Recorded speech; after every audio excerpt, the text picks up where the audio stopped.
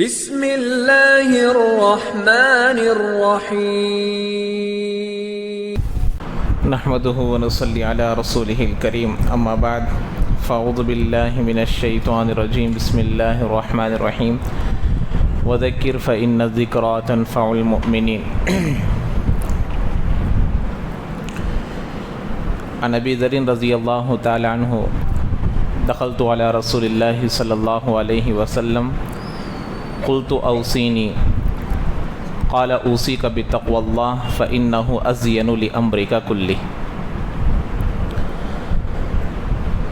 او كما قال النبي علیہ الصلاۃ والسلام۔ تو کل حضرت ابو ذر رضی اللہ تعالیٰ عنہ کے اللہ کے نبی علیہ الصلاۃ والسلام جو نصیحتیں کیے تھے ان میں سے 3 باتوں کا ذکر آ گیا تھا، تو باقی 4 باتوں کا ذکر باقی تھا۔ تو پہلی بات کیا تھی؟ کل جو سنے ہیں، پہلی بات کیا تھی؟ اللہ سے ڈرنا۔ اوصیک بتقوی اللہ فإنہ أزین لأمرک کلہ، میں تم کو وصیت کرتا ہوں، نصیحت کرتا ہوں اس بات کی کہ تم اللہ سے ڈرو۔ یہ کیا کرے گا؟ تمہارے پورے اعمال کو مزین کرے گا، تمہاری پوری زندگی بن جائے گی۔ یعنی اللہ کی خشیت جب دل میں آ جائے گی، اللہ کا ڈر، اللہ کا خوف جب دل میں آ جائے گا، تو آدمی کی اجتماعی زندگی اور انفرادی زندگی بھی بن جائے گی۔ دوسری بات اللہ کے نبی علیہ الصلوۃ والسلام نے فرمایا، جی علیک بتلاوت القرآن وذکر اللہ عز وجل، تم پر قرآن کی تلاوت اور ذکر اللہ لازم ہے۔ اس سے کیا ہوگا؟ فإنہ ذکر لک فی السماء ونور لک فی الارض، اس سے قرآن کی تلاوت کی کثرت سے تمہارا ذکر کہاں ہوگا؟ آسمانوں میں ہوگا، اور ذکر کی پابندی سے زمین میں تمہارے لیے نور ہوگا۔ ذکر کا کیا مطلب، نور کا کیا مطلب کل بتا دیا۔ اور تیسری بات خاموشی، علیک بطول الصمت، تم پر لمبی خاموشی ہے۔ یہ کیا ہوگا؟ فإنہ مطردۃ للشیطان وعون لک فی دین امرک، لمبی خاموشی کیا کرے گی؟ یہ تمہارے لیے شیطان کے مقابلے میں ڈھال کا کام کرے گی یہ خاموشی، اور تمہارے پورے دین کے کاموں میں مددگار بنے گی۔ یہ 3 باتوں کا ذکر کل ہو گیا تھا۔ چوتھی بات اللہ کے نبی علیہ الصلوۃ والسلام نے حضرت ابو ذر رضی اللہ تعالیٰ عنہ سے فرمایا۔ حضرت ابو ذر کیا فرما رہے ہیں؟ بار بار قلت زدنی، اے اللہ کے نبی اور کچھ کہہ دیجئے، اور کچھ نصیحت کیجئے، تو چوتھی مرتبہ جو حضرت ابو ذر رضی اللہ عنہ نے فرمایا قلت زدنی، تو اللہ کے نبی نے فرمایا ایاک وکثرۃ الضحک، تم زیادہ ہنسنے سے بچو، زیادہ ہنسنے سے بچو۔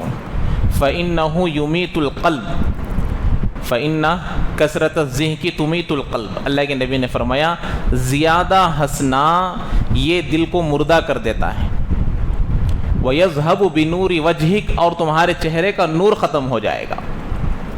آدمی کے زیادہ ہنسنے کی وجہ سے، زیادہ مذاق کی وجہ سے، زیادہ بیکار باتوں میں اور دوسروں کو ہنسانے کے پیچھے پڑنے میں اور خود ہنسنے میں، اس سے کیا ہوگا؟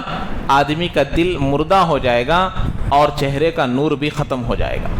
یہ اللہ کے نبی حضرت ابو ذر سے فرما رہے ہیں۔ تو گویا کہ صحابہ کے ذریعے سے ہمیں نصیحت کر رہے ہیں۔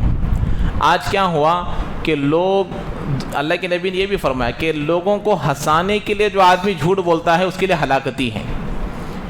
کس لیے بول رہا ہے جھوٹ؟ لوگوں کو ہنسانے کے لیے، اور اس کو معلوم ہے حقیقی طور پر وہ جھوٹی ہے، تو ایسے آدمی کے لیے ہلاکتی ہیں۔ تو اسی لیے ہنسنے کا اور مذاق کرنے کا اور زیادہ ہنس کر اپنے دل کو مردہ نہیں کرنا چاہیے، ہنسنے سے بہت بچنا چاہیے۔ اللہ کے نبی علیہ السلام جو ہنسنے کی بات آتی تو مسکراتے تھے، کھلکھلا کر ہنسنا اللہ کے نبی علیہ السلام سے نہیں ہے۔ تو یہاں پر ایک بات جاننی چاہیے، آج کل کیا ہوا، موبائلوں کے ذریعے سے آپ لوگ بھی دیکھے ہوں گے، کامیڈی جو سینس آتے ہیں اس کو لازماً لوگ اس کو اپنا ٹائم پاس کا مشغلہ بنائے ہوئے ہیں۔ کامیڈی سینس کو دیکھنا، کامیڈی شارٹس کو دیکھنا، سیریل وغیرہ کو دیکھنا، کیوں دیکھتے ہیں؟ ٹائم پاس کے لیے دیکھتے ہیں، ہنسی مذاق کے لیے دیکھتے ہیں۔ دل کو اطمینان کے لیے دیکھتے ہیں، ایک ٹینشن دور ہونے کے لیے دیکھتے ہیں۔ میرے اللہ تبارک و تعالیٰ تو فرما رہے ہیں الا بذکر اللہ تطمئن القلوب، ہم نے دلوں کا سکون تو ہمارے ذکر میں رکھا ہے۔ اور ہم دل کا سکون کہاں تلاش کر رہے ہیں؟ شارٹس میں تلاش کر رہے ہیں۔ ہم دلوں کا سکون کہاں تلاش کر رہے ہیں؟ یہ کامیڈی سینز میں تلاش کر رہے ہیں، تو ہم کو سکون ملے گا اور آدمی ڈپریشن میں جائے گا ایسی چیزوں کے دیکھنے سے۔ اللہ معاف کرے کہ آج ہر گھروں میں اسلام کے دشمن گھر میں جنم لے لیے ہیں اور ان کا اثر پورے طور پر دلوں میں اتر گیا ہے۔ ایسے شارٹس اور ایسے ویڈیوز بنائے جا رہے ہیں جس میں کھلے طور پر چھوٹے بچوں کو بڑوں کی کیسی بدتمیزی کی جاتی ہے سکھایا جا رہا ہے۔ بڑوں کی بدتمیزی کیسی کی جاتی ہے، باپ کو کیسا شرمندگی کیا جاتا ہے، ماں کو کیسے شرمندگی کیا جا سکتا ہے، یہ تمام چیزیں اس میں سکھایا جا رہا ہے۔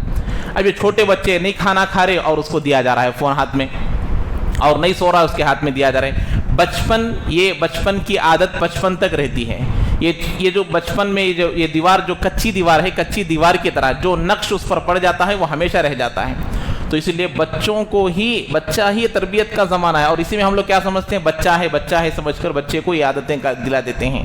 تو ایسے ویڈیوز دیکھنا جس میں ہماری انفرادی اور اجتماعی زندگی کا تنزلی کا سبب ہے، یہ تمام چیزیں ایسے بالکل نہیں دیکھنا چاہیے۔ اور اس میں دیکھتے کیوں ہیں؟ صرف ہنسنے کے لیے اور صرف اس میں کچھ ٹائم پاس کرنے کے لیے۔ اللہ کے نبی تو فرما رہے ہیں جائز کاموں میں ہنسنے سے دل کیا ہوگا؟ مردہ ہوگا۔ اور ایسے جس میں بے پردگی ہو، جس میں گناہ کے مناظر ہو، جس میں گناہ کے اسباب ہو، ایسی چیزوں کو دیکھنے سے کیا مطلب ہوگا؟ اللہ ہی بہتر جاننے والے ہیں۔ تو اس لیے اللہ کے نبی نے فرمایا اے ابو ذر زیادہ ہنسنے سے بچو، اس سے کیا ہوگا؟ دل مردہ ہو جائے گا اور اس سے چہرے کا نور ختم ہو جائے گا۔ 4 چیزیں ہو گئی۔ 5ویں چیز اللہ کے نبی علیہ الصلوۃ نے فرمایا قل الحق وان کان مرا، اللہ کے نبی نے فرمایا اے ابو ذر ہمیشہ پوری زندگی میں حق بات بولا کرو، حق بات بولا کرو اگرچہ وہ کڑوی ہو، اگرچہ وہ کیا ہو؟ کڑوی ہو۔ مطلب کیا ہے؟ یہاں 2 مطلب ہے۔ ایک ہے ہمارے کہنے سے لوگوں کو برا دکھتا ہو، دین کی بات، اللہ کی بات، رسول کی بات، اس لیے اللہ کے نبی علیہ الصلوۃ والسلام نے فرمایا انظروا الی ما قال ولا تنظروا الی من قال۔ اللہ کے نبی نے فرمایا تم لوگ آدمی جب کوئی بات کہتا ہے تو کون بول رہا ہے نہ دیکھو، کیا بول رہا ہے اس کو دیکھو، اس سے ہمیں فائدہ پہنچ رہا ہے نہیں پہنچ رہا یہ ہم کو دیکھنا ہے، اس بات سے مجھے ترقی ہے یا نہیں، اس بات سے مجھے فائدہ ہے یا نہیں، مجھے دیکھنا چاہیے بس۔ اب ڈائیورشن کے لیے دیکھے ہوں گے آپ لوگ، روڈ میں دیکھیں یہاں پر کام چل رہا ہے، ٹیک ڈائیورشن بول کے لکھا رہتا ہے۔ ارے بھائی میں انسان ہوں، اشرف المخلوقات ہوں، مجھے ایک پلاسٹک مجھے بول رہا ہے ادھر جانے کے لیے، اس کی بات نہیں مانیں گے تو کس کا نقصان ہے؟ ہم سیدھا چلے جائیں گے تو ہمارا نقصان ہے، ہماری جان کا خطرہ ہے۔ ایک پلاسٹک کا بورڈ مجھے حکم کرنے کی طاقت اس کے اندر ہے کہ مجھے ادھر پلٹنے کے لیے بول رہا ہے، ٹیک ڈائیورشن بول رہا ہے، تو اب اگر اس کی بات نہیں مانے گی تو یہ عقل مندی ہے بیوقوفی ہے؟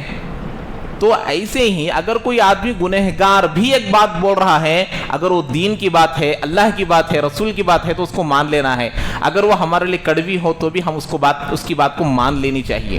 وہی بتا رہے، ایک مطلب تو یہ ہے کہ لوگوں کو اگر کڑوی دکھی تب بھی وہ بات بولنا ہے۔ دوسرا مطلب بعض بزرگان دین فرماتے ہیں کہ مجھے بھی اگر وہ بات کڑوی لگے تب بھی بولنا چاہیے۔ کیسے؟ مثال کے طور پر ایک گناہ میں میں مبتلا ہوں اور میں لوگوں کو اس سے بچنے کی دعوت دے رہا ہوں، تب بھی بولو۔ اور اگر لوگ تمہیں تانا دے تجھ کرتا ہم نہ بول رہا نا، یہ بات بولیں گے تب بھی بول۔ کیوں؟ اس لیے کہ بولنے کی وجہ سے ایک دن اللہ کی ذات سے امید ہے کہ تم اس گناہ سے بچ جاؤ گے۔ جیسے بارہا سنتے ہیں نا، ایک عورت جو ہے اپنے بیٹے کو گڑ کھاتا ہے شکایت کرنے کے لے کر گئی، تو بزرگ نے کیا کہا؟ 3 دن کے بعد لے کر آؤ۔ تو پھر آنے کے بعد 3 دن کے بعد کیا کہا؟ بچے یہ گڑ کھانا چھوڑ دو، صحت کے لیے زیادہ کھانے سے زیادہ مضر ہے، چھوڑ دو۔ تو ماں پریشان ہو، یہی بات 3 دن پہلے بول سکتے تھے، آج کیوں بولے ہیں؟ تو بچے کو الگ کر پوچھے حضرت یہ بھائی یہی بات 3 دن پہلے بول سکتے تھے نا؟ تو بولا اس سے پہلے 3 دن پہلے میں بھی گڑ کھاتا تھا، تو کھانے کے وقت میں اگر بولوں گا تو کیسے میری بات اثر کرے گی؟ اس لیے پہلے 3 دن میں گڑ کو چھوڑا اور اس کے بعد میں بولا تاکہ میری بات کیا کرے؟ اثر کر سکے۔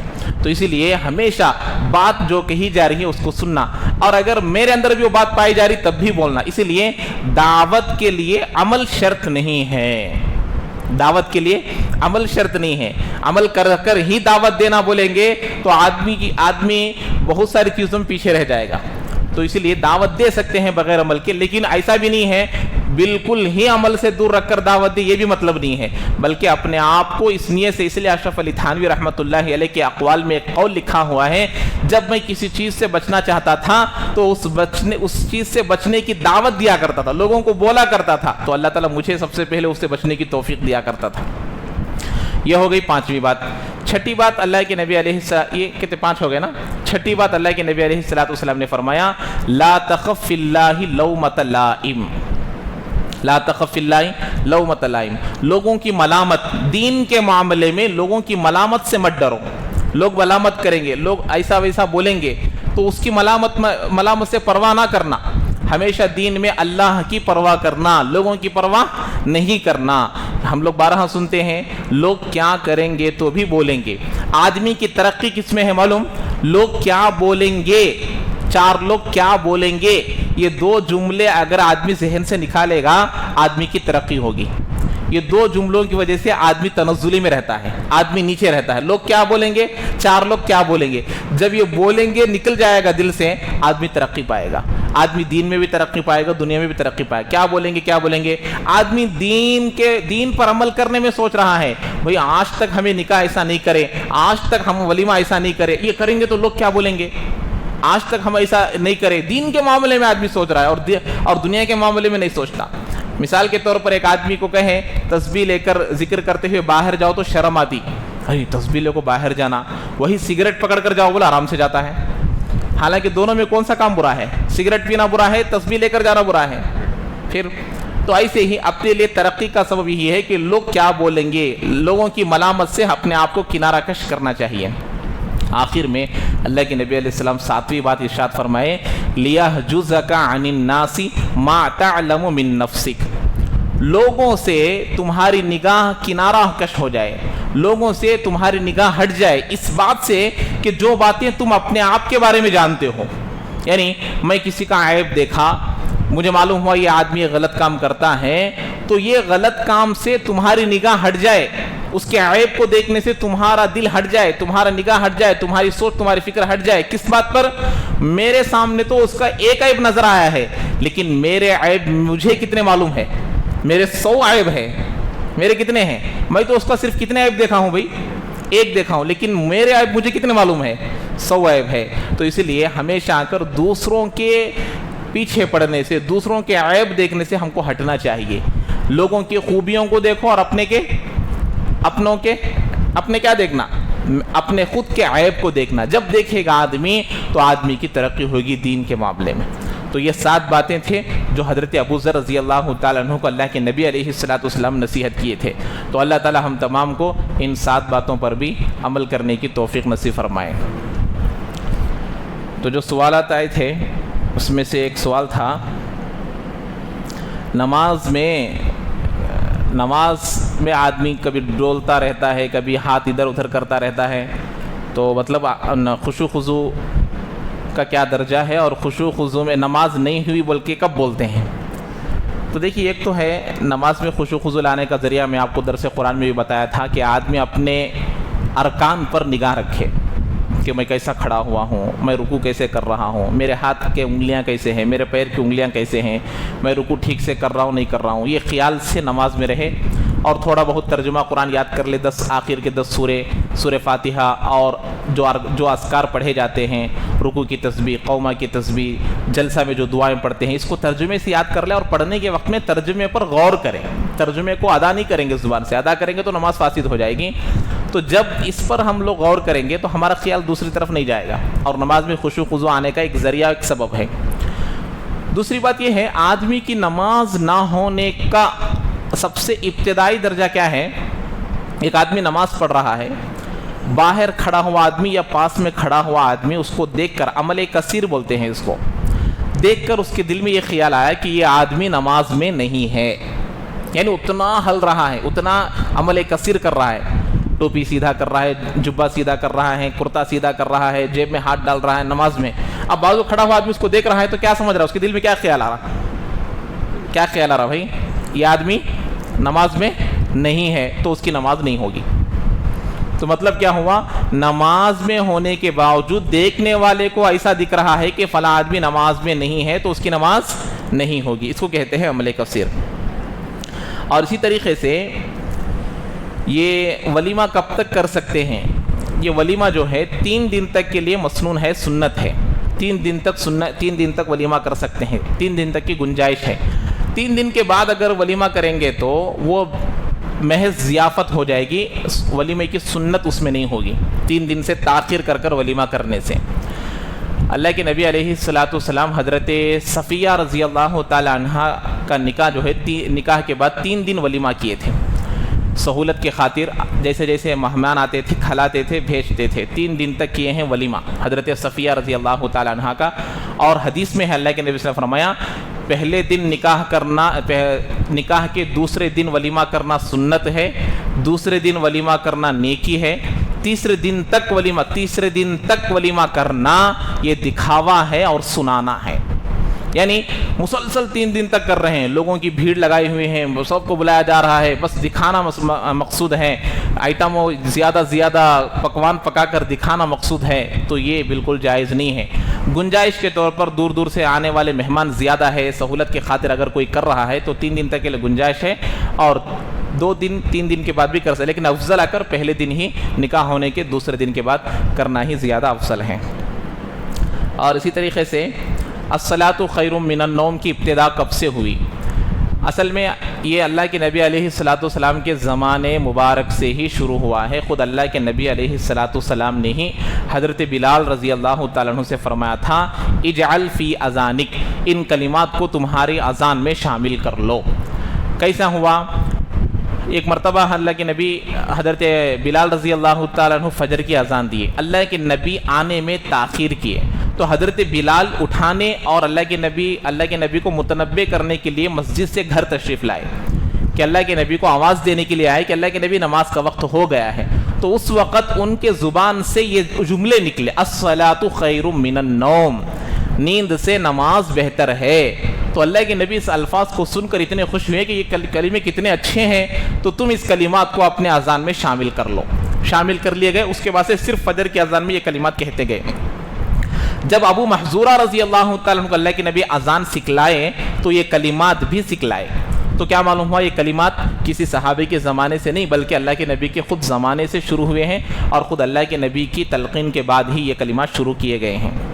اسی طریقے سے یہ سحری کو جو مائک میں آواز دی جاتی ہے بار بار، 15 منٹ ہو گیا، 10 منٹ ہو گیا، آدھا گھنٹہ ہے، اٹھو سحری کر لو، روزے دارو، یہاں کرتے نہیں کرتے معلوم نہیں. بہرحال فتاوی میں یہ بات لکھی ہوئی ہے کہ مسلمانوں کا علاقہ ہے. کس کا ہے؟ پورا کا پورا مسلمانوں کا علاقہ ہے. ایسے جگہ میں بھی سحری کی ابتدا میں، جیسے گھنٹہ 1.5 گھنٹہ پہلے، سحری کے آخری وقت سے 1.5 گھنٹہ پہلے ایک مرتبہ، آخر سے 5-2 منٹ پہلے، شروع میں ایک مرتبہ، آخر میں ایک مرتبہ بولنے کی اجازت ہے. ورنہ 15 منٹ میں ایک مرتبہ، آدھے گھنٹے میں ایک مرتبہ، بار بار بولتے رہنا، اعلان کرتے رہنا، یہ درست نہیں ہے. کہاں یہ پورا مسلمانوں کا علاقہ ہو تو یہ حکم ہے، اگر غیروں کا ہو تو وہ بھی اجازت نہیں ہے. یعنی غیر بھی مخلوط ایریا ہے، مخلوط جگہ ہے، وہ پورے لوگ رہتے ہیں، تو ایسی جگہ میں نہیں کہنا چاہیے. اس لیے کہ اس میں کیا ہوگا؟ عبادت کرنے والوں کو حرج ہوگا، تلاوت کرنے والوں کو حرج ہوگا، اور ذکر و اذکار میں رہنے والوں کو حرج ہوگا، یہاں تک کہ سونے والوں کو بھی حرج ہوگا. اب دیگر لوگ کیا کریں گے؟ مسلمان تو جاگ جائیں گے، لیکن دیگر لوگ کیا کریں گے؟ وہ سوتے رہیں گے، ان کی نیندوں میں تکلیف ہوگی. یہ فتاوی میں یہ بات لکھی ہوئی ہے. اور دوسری بات، حضرت کعب رضی اللہ تعالیٰ عنہ، جن 3 صحابہ کا ذکر ہے فضائل اعمال میں، آپ لوگ پڑھے ہوں گے، جن 3 صحابہ کی توبہ اللہ نے قبول نہیں کی تھی. جب توبہ قبول کی بہت دنوں کے بعد، 40-50 دن کے بعد جب ان کی توبہ قبول ہوئی تو ان کی برات اللہ تعالیٰ نے نازل کی، ان کی حضرت کعب کی وغیرہ کی توبہ قبول کی گئی. تو ام سلمہ رضی اللہ تعالیٰ عنہ رات میں یہ آیت نازل ہوئی کہ ان کی توبہ قبول ہو گئی، اللہ نے ان کو بخش دیا. تو اس وقت ام سلمہ رضی اللہ تعالیٰ عنہ اللہ کے نبی کو پوچھے، اللہ کے نبی، ان کی برات کا جو اعلان اللہ کی جانب سے ہوا ہے، ابھی آیت نازل ہوئی ہے، اس کا اعلان میں لوگوں میں عام کروں؟ ابھی رات میں آیت آئی تھی اور رات میں ہی پوچھا کہ کیا میں اعلان کر دوں؟ تو اللہ کے نبی نے کہا نہیں، اس وقت یہ لوگوں کا آرام کرنے کی جگہ ہے، عبادتیں وغیرہ کرنے کا وقت ہے، اس میں لوگوں کو حرج ہوگا، اس بات کا اعلان تم کب کرو؟ صبح میں کرو. ایک قرآن کی آیت, ایک صحابی کی توبہ کی برات کا اعلان کرنے سے اللہ کے نبی روک رہے ہیں, وہ بھی خیر القرون میں. تو آج کے زمانے میں ایسا اعلان کرنے کی اجازت کیسے ہو سکتی ہے؟ ایک سوچنے کی بات ہے. حرام کا مسئلہ نہیں ہے, حلال حرام کا مسئلہ نہیں ہے, بس تدبر کرنے کا ایک مسئلہ ہے. اسی طریقے سے سحری اور افطار کی جو دعا منقول ہے, افطار کی دعا آپ لوگوں کو کتابوں میں مل جائے گی, معتبر کتابوں میں افطار کی دعا ملے گی, سحری کی دعا نہیں ملے گی. سحری کی دعا جو پڑھتے ہیں وہ احادیث صحیحہ سے ثابت نہیں ہے. افطار کی دعا اللہم لک صمت وعلی رزقک افطرت, یہی دعا ہے بس. اللہم لک صمت وعلی رزقک افطرت. اب صبح میں جو سحری کرتے ہیں وہ سحری کا ختم کرنا, سحری کا کھانا وہی نیت ہے. اس سے پہلے بھی مسئلہ بیان کر دیا ہوں, وہاں دعا وغیرہ کوئی ہے ہی نہیں. اگر کوئی پڑھ لیتا ہے تو اس میں کوئی حرج بھی نہیں ہے, کیونکہ عربی الفاظ معتبر الفاظ ہیں, پڑھنے میں کوئی حرج نہیں ہے. لیکن وہ اللہ کے نبی علیہ الصلوۃ والسلام سے ثابت ہے, کہنا درست نہیں ہے. افطار کی دعا تو ثابت ہے, اللہم لک صمت وعلی رزقک افطرت. اسی طریقے سے ایک آدمی غیروں کے جانب سے اگر افطار میں کوئی چیز آئی, غیر حضرات اگر کوئی افطار میں کھانے کے لیے, افطار کے لیے کوئی چیز لا کر دیا, غیر مسلم, تو ان کا افطار میں چیزوں کا استعمال کرنا کیسا ہے؟ جائز ہے. غیر مذہب والے جو بھی چیز لا کر دے اس کو کھا سکتے ہیں, اس میں کوئی حرج نہیں ہے. ہاں البتہ دل کو اطمینان نہیں ہو رہا, ایک آدمی لا کر دیا, دل کو اطمینان نہیں ہو رہا تو چھوڑ دینا ہے. حلال ہونے کے اعتبار سے اگر دیکھا جائے تو وہ حلال ہے, مسلمانوں کے لیے ان کا مال اور ان کا کھانا کھانا جائز ہے. دوسرا سوال یہ ہے کہ اگر وہ حرام کاروبار کرتا ہو تو کیا حکم ہے؟ غیر اگر حرام کاروبار کر رہا ہے, ایسا آدمی لا کر دیا تب بھی جائز ہے, کھا سکتے ہیں. اس لیے کہ حرام غیر جو ہے, غیر مسلم حرام حلال کا مکلف نہیں ہوتا. اس لیے اگر وہ ایسی چیزوں کو لا کر دے تب بھی کھا سکتے ہیں, لیکن نہ کھانا بہتر ہے. جائز ہے, حلال ہے, کھا سکتے ہیں, لیکن نہ کھانا بہتر ہے. اس لیے اس کی دلیل کیا ہے؟ حضرت عمر رضی اللہ تعالیٰ عنہ کے زمانے میں خراج وغیرہ لیا جاتا تھا, جزیہ وغیرہ لیا جاتا تھا. تو اس وقت جب جزیہ لینے کے لیے جاتے تو وہ جو غیر ذمی حضرات ہوتے تھے, جو مسلمانوں کے ممالک میں رہتے تھے, ٹیکس دے کر, وہ ٹیکس میں شراب دینے آتے تھے اور اسی طریقے سے خنزیریں دینے آتے تھے.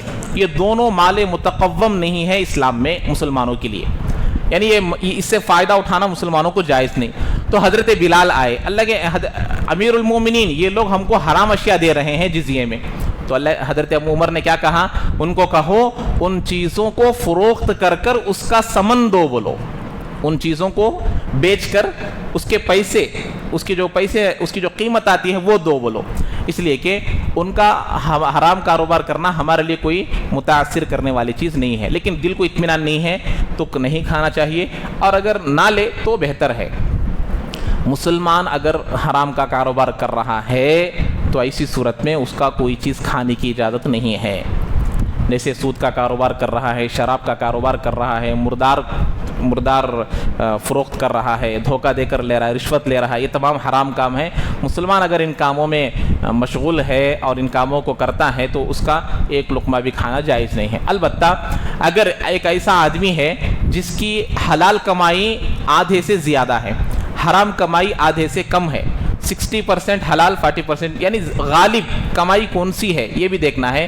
تو غالب زیادہ تر اس کی حلال کمائی ہے تو ایسی صورت میں بھی استعمال کی گنجائش ہے, کھا سکتے ہیں.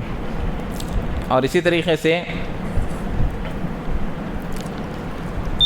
یہ مسئلہ پوچھے ہیں اور آج کے حالات کے اعتبار سے بولنا بھی ہے کہ ووٹ وغیرہ دینے کے سلسلے میں ابھی الیکشن وغیرہ آ رہے ہیں تو کسے دینا, کیسا کرنا, یہ بھی ایک سوال ہے. تو دیکھیے یاد رکھیے, آج ترقی کا مسئلہ نہیں ہے, آج ڈیولپ کا مسئلہ نہیں ہے, آج اسلام اور دین اور مسلمانوں کے وجود کا مسئلہ ہے. تو اس لیے اس اعتبار سے ہم لوگ ایسے لوگوں کو اور ایسی پارٹی کو ساتھ دینا ہے جس میں ظاہری طور پر مسلمانوں کے لیے عافیت ہے. پورے طور پر نہیں کہا جا سکتا, ظاہری طور پر جس میں مسلمانوں کے لیے عافیت ہے اس کو دینا چاہیے. اور آپ بولیں گے یہ تو دکھ کر ہم لوگوں کو دھوکہ دے رہے ہیں, اور دوسرا دکھائے بغیر, یہ سامنے سے حملہ کر رہا ہے، دوسرا پیچھے سے حملہ کر رہا ہے، تو حدیث کی روشنی کے موافق اگر ہم سوچیں تو معلوم ہوگا کہ گناہوں میں چھوٹے گناہوں کو اختیار کرنا ہے. اب اس سے کوئی چارے کار نہیں، بچنے کی شکل ہی نہیں ہے، تو کیا کرنا؟ چھوٹے گناہ کو اختیار کرنا. تو ایسے ہی اب الیکشن میں کیا ہوتا؟ بڑے چور کو چھوڑ کو چھوٹے چور کو اختیار کرنا.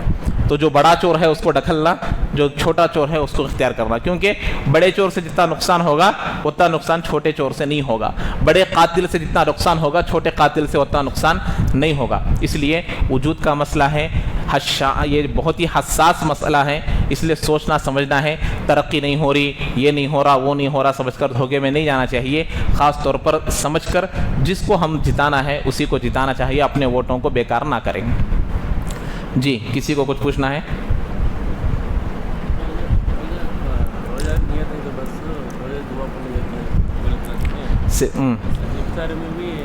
ہاں اگر کسی کو دعا نہیں آتی، نہ سحری کی نہ افطار کی، کوئی حرج نہیں ہے. کھانے کا چھوڑ دینا اور جیسے ہی سحری کا وقت ہو گیا اس کا کھانا پینا اور کھانے کو چھوڑ دینا، یہی نیت ہے. دل کے ارادے کا نام نیت ہے. دعا پڑھ لینا مستحب ہے، مسنون ہے، سنت ہے. افطار میں بھی دعا نہیں آتی، بسم اللہ اللہ اکبر کہہ کر افطار کر لیجئے، افطار ہو گیا آپ کا. دعا پڑھنا کوئی شرط نہیں ہے. جی اور کچھ پوچھنا ہے ابھی کسی کو؟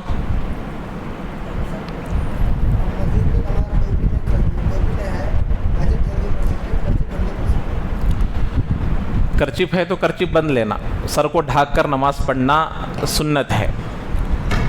یعنی کہ ٹوپی نہیں ہے تو ٹوپی نہ ہونے کی صورت میں کرچپ باندھنا یا کرچپ کے بغیر پڑھنا، تو کرچپ باندھ کر پڑھنا بہتر ہے. سر کو کھلا رکھ کر پڑھنا یہ سنت کے خلاف ہے. اللہ کے نبی علیہ السلام حج اور عمرے کے علاوہ کبھی بھی سر کو کھلا رکھ کر نماز نہیں پڑھے ہیں. اس لیے اس سنت کے خلاف ہونے کی وجہ سے سر کو ڈھانک کر ہی نماز پڑھنا چاہیے. اور کسی کو کچھ پوچھنا ہے بھائی؟